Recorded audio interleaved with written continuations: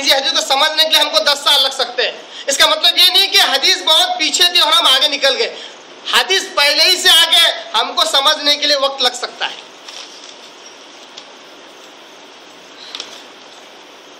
عورتوں اچھی رفیق حیات کا سلیکشن کرنا اور اس سے اچھی اولاد کی امید رکھنا، یہ انسان کے لیے اجر و ثواب کا ایک سلسلہ ہے اس میں، اور انسان کے لیے آخرت کے اعتبار سے تیاری کا ایک ذریعہ ہے. نبی صلی اللہ علیہ وسلم نے جو کہا کہ ایسی عورت سے نکاح کرو جو تمہیں بہت زیادہ چاہنے والی ہو، اور ایسی عورت سے نکاح کرو جو بہت زیادہ بچے دینے والی ہو. یہ کیسے معلوم ہوتا ہے ہمیں؟ یہ کیسے معلوم ہوگا؟ ایک اور حدیث کے ساتھ جوڑ لیتے ہیں، پھر ہمیں یہ بات سمجھ میں آ جائے گی. نبی صلی اللہ علیہ وسلم کہتے ہیں، بہت مشہور حدیث ہے کہ عام طور پر لوگ 4 چیزوں کو دیکھ کر ایک عورت سے شادی کرتے ہیں. کتنی چیزوں سے؟ 4 چیزوں کو دیکھ کر. ایک اس کا حسب و نسب، دوسرا اس کا حسن و جمال، تیسرا اس کا مال و متاع، اور تیسرا اس کی دینداری.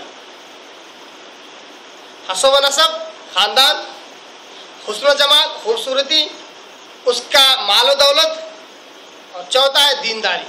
آپ صلی اللہ علیہ وسلم کہتے ہیں کہ تم دینداری کو ترجیح دو، دینداری کو ترجیح دو اور پھر نکاح کرو. آج لوگ یہ کام نہیں کر رہے ہیں تو سب سے زیادہ نقصان میں ہے، سب سے زیادہ نقصان میں ہے. کبھی کبھی کیا زیادہ تر تو معاشرے میں اب یہ رواج چل پڑا ہے کہ نکاح کرنے کے لیے 4 چیزوں میں سے چوتھی کو ترجیح نہیں دی جاتی، پیسے کو ترجیح دی جا رہی ہے. تو کوئی بھی کالی کلوٹی لولی لنگڑی کو بھی جہاں 2 لاکھ میں ہو سکتا تھا اور 2 لاکھ روپے جوڑ دیا جاتا ہے، کسی کو بھی چپکا دیا جاتا ہے، اور وہ کچھ نہیں کر سکتا کیونکہ اس کو اب وہ ساتھ میں پیسہ لا رہی ہے. کیا لا رہی ہے؟ پیسہ. اس حدیث میں آپ صلی اللہ علیہ وسلم نے پہلا ایک جو ذکر کیا وہ خاندان کا ذکر کیا، حسب و نسب. حسب و نسب سے خاندان سے معلوم پڑتا ہے کہ کون کیسی ہوگی. ایسا ایک مثال دے رہا ہوں صرف عقل میں بیٹھنے کے لیے، موٹی سی مثال ہے کہ کوئی شخص چاہتا ہے کہ اس کی بیوی گوری ہو، صرف بات کو سمجھانے کے لیے بیان کر رہا ہوں، اس کی بیوی گوری ہو اور بچے بھی اس کو گورے پیدا ہو، خوبصورت پیدا ہو، یا گورے یا اچھے کلر کے پیدا ہو. اب وہ کیا کرے گا؟ اگر کسی کالے ساولے خاندان میں اگر شادی کرے گا تو عین ممکن ہے کہ جو اولاد ہوگی وہ کالی سولی ہوگی، ہے نا. اگر وہی کسی ایسے خاندان میں جہاں کے سارے افراد رنگ گورے والے ہیں وہاں نکاح کرے گا تو عین ممکن ہے کہ اولاد جو ہوگی وہ بھی گورے رنگ کی ہوگی. یہ کیسے معلوم ہوا؟ خاندان کی وجہ سے معلوم ہوا.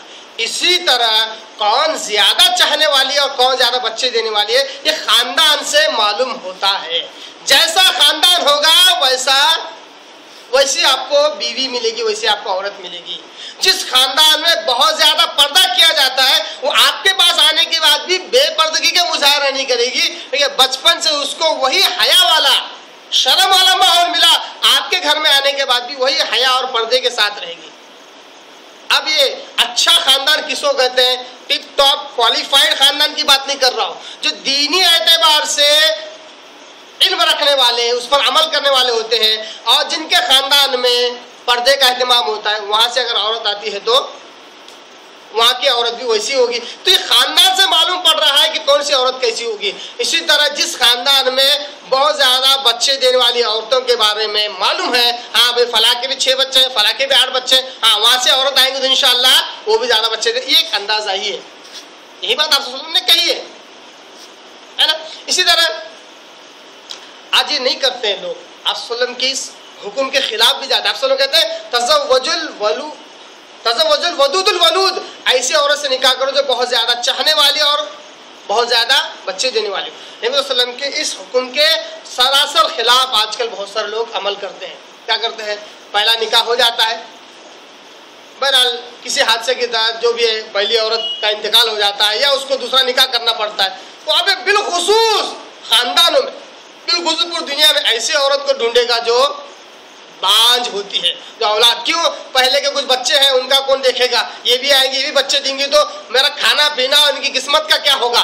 तो खास तौर पर ऐसी औरत को देखा जाता है जो कम बच्चे देने वाली हो, या बिल्कुल क्या कहते हैं बांझ हो, ऐसी औरत को देखा जाता है। और दूसरी तो बात यह है कि जब पैसे को जब अहमियत दी गई, माल और मता को जब अहमियत दी गई, तो वो औरत कैसी भी हो, खूबसूरत हो या ना हो, अच्छे खानदान की हो या ना हो, पैसा आ रहा है तो निकाह कर लिया जाता है, वो बच्चे देने वाली हो या ना हो, चाहने वाली हो या ना हो।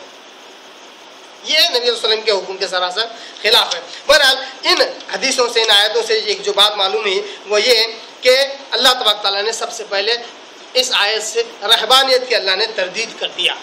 रहबानियत यानी शादी न करना, जंगल में चले जाकर इबादत गुजार बन जाना, पूजा उपासना में लग जाना, ये रहबानियत है। अल्लाह उसके रसूल इस आयत से और अहादीस से इसकी तरदीद करता है। दूसरी चीज़ अल्लाह तबारक तआला इस आयत से और पैगंबर सल्लल्लाहु अलैहि वसल्लम अहादीस मुबारका से क्या तहरीक ख़ानदानी मनसूबाबंदी, जो मनसूबाबंदी जो होती है, हम दो हमारे दो, हम एक हमारे एक, इस किस्म के अकीदे की इस आयत से और इन अहादीस से तरदीद होती है। ये चंद बातें थी औरत के ताल्लुक से और बनीन औलाद के ताल्लुक से। इंशाअल्लाह हम अगले दर्स में घोड़े के ताल्लुक से, घोड़ों के ताल्लुक से और पालतू जानवर और खेती बाड़ी के ताल्लुक से इंशाअल्लाह जानेंगे। वाखिर दावाना अनिल हम्दुलिल्लाहि रब्बिल आलमीन।